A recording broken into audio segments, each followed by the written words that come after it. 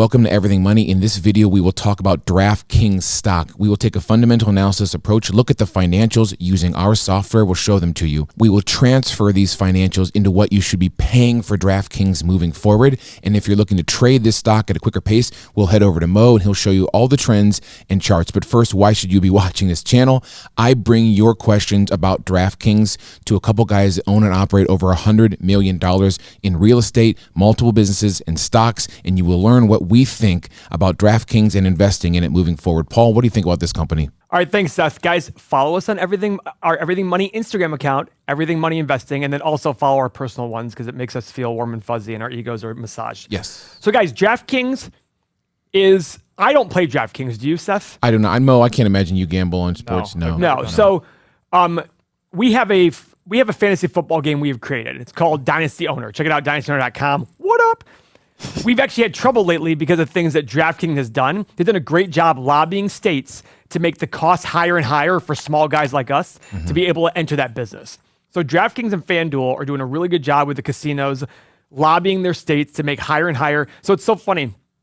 We talk about government, and they want to make it harder by lobbying the government to make it harder for small guys to enter a regular business. And more power to them. They're protecting their business. I love it.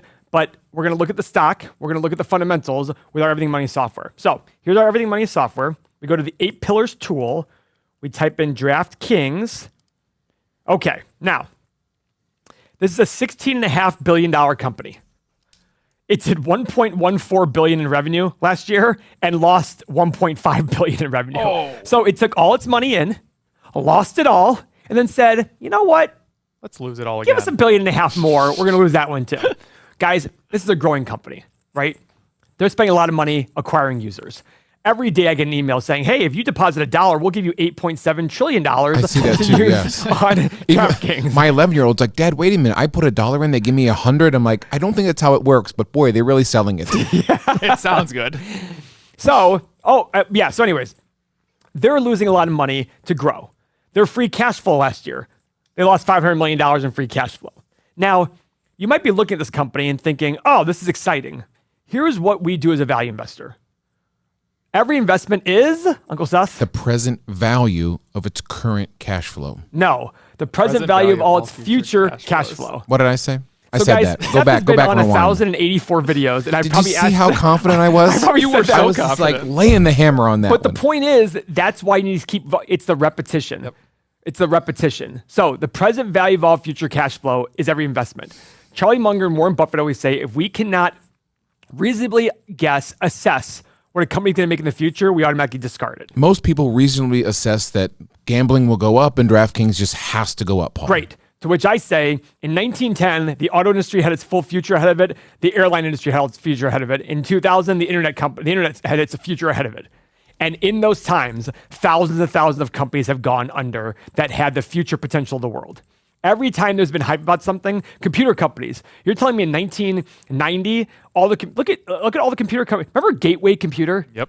That was a huge company. Huge. Gone. They even had physical brick and mortar stores. If you can't grasp this, when the baby boomers, your grandparents were born in the 50s, 1950, top companies was Oldsmobile, Pontiac, Mercury, Studebaker, Packard, Nash, DeSoto, Rambler, and Hudson Cars. I mean, Chevy and Ford were up there, but all of these car companies have gone away. And so were awesome. the key is, like, DraftKings may be great. Did you have a DeSoto?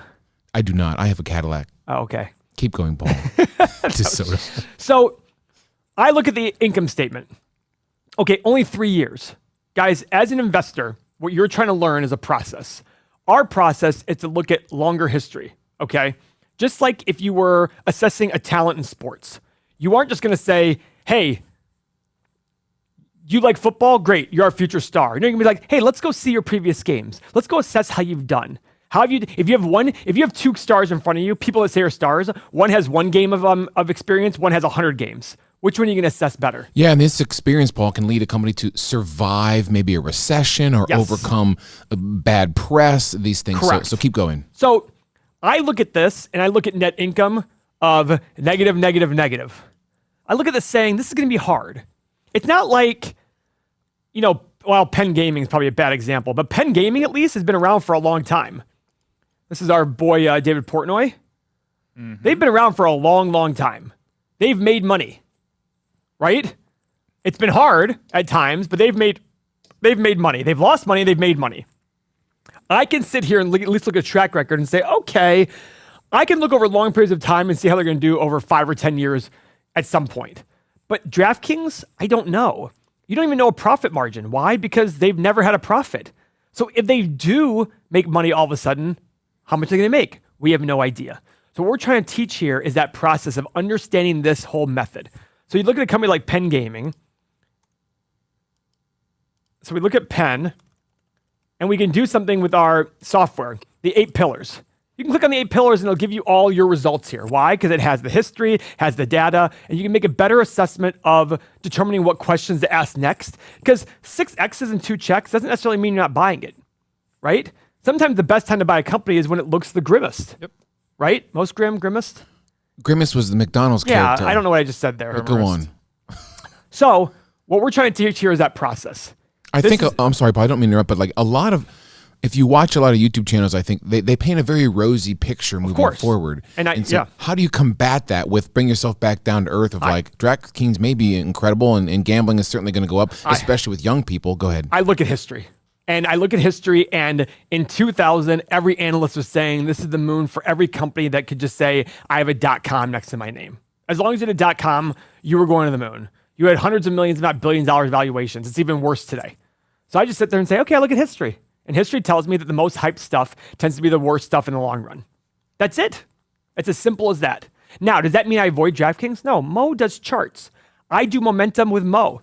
These things don't rely on the fundamentals of the business. We don't even care what the company is.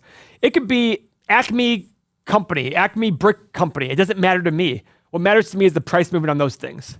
But go ahead. If you're looking to get this software behind Paul, and later in the video we'll show you how to get it. But Mo, let's head over to a young company like DraftKings and see how people in the Bid and Ask Nation, our trading tier of our community, how they're trading this. So the best way is going to be swing trading, but I want to pull up the long-term chart just because I want to show you. We are sitting at a very strong support level right now. So what that tells me, the strong support level, coupled with being down here on our stochastic, means that this thing can turn up sometime soon. So I think buying volume will probably come in here. Let's go to a swing trading chart, which is your daily chart, more detail. You see volume, you see moving averages.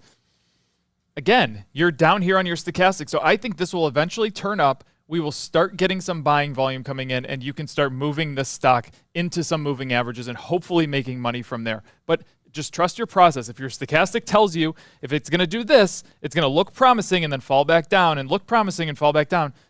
You just follow the stochastic, and this is how you can make money. When you hear stuff in the news, do you then turn to your charts? Like, for example, I always think, Paul, like this time is a real sweet spot for like baseball just wrapped, football's doing great, here comes hockey and basketball. Like with gambling and with these EVs, I love following the news on this. Like yesterday, for example, the Rivian thing came out. That was great.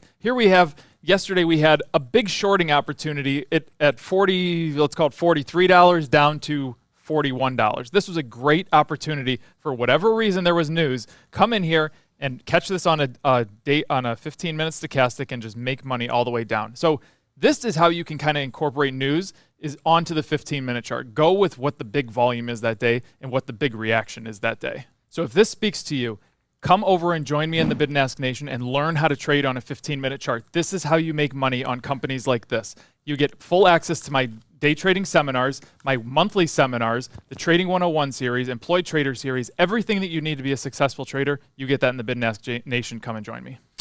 Yeah, if you want these numbers, if this resonates with you and you like to look at financials, you can get our software. Paul, tell them how.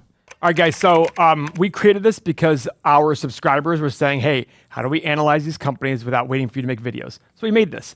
Get everything you saw here, our full 8 pillars, everything that comes here coming soon, all including whatever price you paid today. You get all of this on your mobile phone. So it's all an app, all done. You get access to Seth Mo and I, exclusive daily content, 2 or 3 videos a day. Most importantly, over 6,000 other people like you who felt like they were alone on their own island, not being able to talk to people around them about investing. Now you can talk about ideas, talk about assessments of companies, all for only 90 cents per day. Less than a cup of coffee. If it can increase your returns or decrease your losses by 1 or 2%, it'll make you hundreds of thousands, not millions. 90 cents a day, everythingmoney.com or Patreon. The benefit of everythingmoney.com is you don't get double charged in the first month, and you don't get sales tax yet because we're not big enough. So go sign up for only 90 cents a day. That is our take on DraftKings, probably a company like FanDuel and other young ones. Be careful out there, be patient, and wait for the right spot. We'll guide you along. Fondle a thumbs up on the way out. We'll see you next video. Thanks for watching.